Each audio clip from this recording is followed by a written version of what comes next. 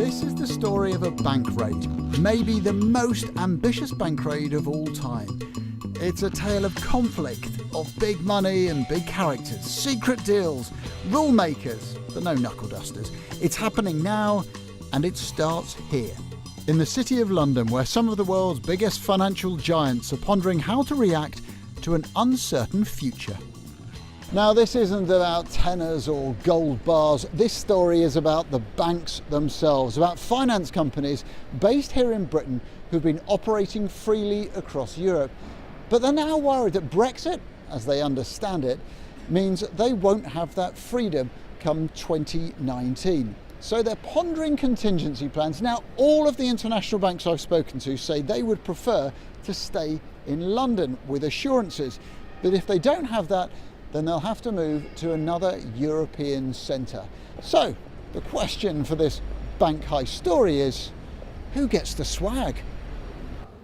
Take LMAX, a financial technology company that employs more than 100 people. The boss is worried about his ability to sell across Europe in the coming years, so he's just applied to move his company to Dublin. By doing that and going through that process, again, takes 6 months and some money, but 6 months from now we'll be able to operate no matter what happens with the 27 EU member states as we do today. You know, I'm a relatively small company with 120, 130 staff, so I can stop a process more easily than some of the bigger institutions. So the likes of the banks that are already talking about it in Canary Wharf, once they set that juggernaut going, they can't stop it. Newsnight has heard of at least 8 European financial centres actively trying to push companies to leave London. Frankfurt, Luxembourg, Dublin, Madrid, Malta, Bratislava, Amsterdam and Paris, all trying to take London's business. In Paris, they're in full swing. I'm told international banks are being wooed with special deals on income tax, corporation tax, schooling. They've even been told contracts will be written in English. But it's only 4 years since President Hollande said he was an enemy of finance. So can the French now really welcome something as massive, risky and, well, Anglo-Saxon as big American banks? Well, here in Paris, they're also dwelling on the impact of Brexit, on how they go about luring business away from London and here to the French capital. Now, it's hardly new for them.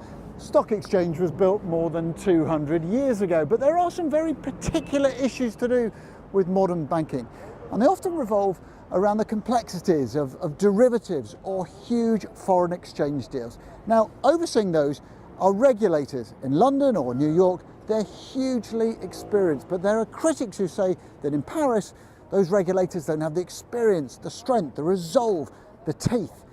Well, I'm off to go and see the Paris regulator. Benoit de Jouvigny oversees the French markets. This is his first British television interview. Of course, London has great expertise, but don't underestimate other expertise. But for me, it's a welcome challenge. I'm very interested in my business. If I could do more business with new British or from throughout the world kind of financial entities, I will be very pleased. But on the same kind, also it's a dangerous challenge. I would say it's a dangerous challenge because we could see some kind of new competition between countries, between regulators. You've had lots of interest from international institutions. What state are you at now with negotiations? In some cases, I would say we are still at the level of inquiries or informal inquiries by consultants, by lawyers and so on. But in other cases, especially regarding large international banks, it's no more informal inquiry, but they have already undertaken real due diligences, and we receive a lot of practical questions regarding the way they are going to be managed from our perspective, with their relationship with the French regulators. So we now know that companies have taken big steps towards moving. American banks have told Newsnight that setting up in a new country could take 2 years.